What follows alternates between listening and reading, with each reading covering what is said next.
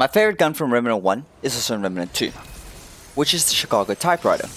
And it just happens to be the most gangster looking weapon in this game.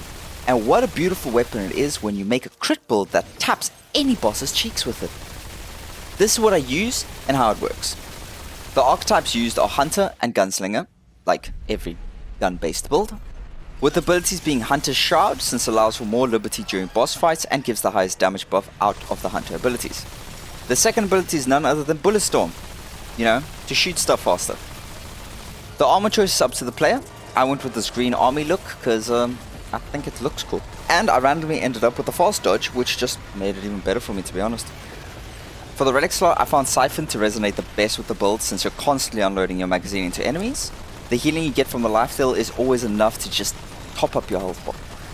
Other options can be Void Heart or Crystal Heart if you're not a life steal fan.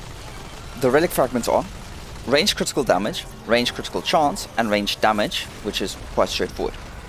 The best install amulet is Ankh of Power, which works perfectly with the Siphon Heart relic.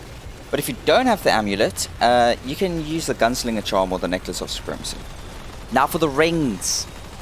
Akari Warband gives more crit chance and crit damage after a perfect dodge. But if you know you're bad at the game, just put on the Stone of Balance and call it a day.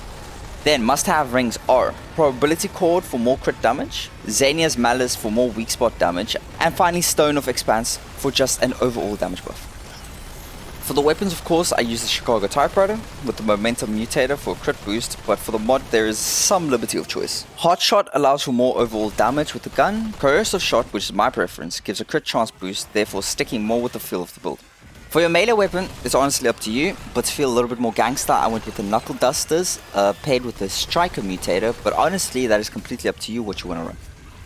For the secondary weapon, we have the Tech 22. It shoots fast, and when paired with Overflow as its mod, this thing hits hard. The Mutator will be Battery for a further damage boost.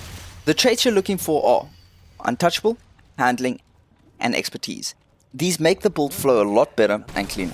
The build was only tested in Nightmare difficulty, where it cleared everything with insane speed, so it will do perfectly in Survivor and Veteran and will hold its own in Apocalypse.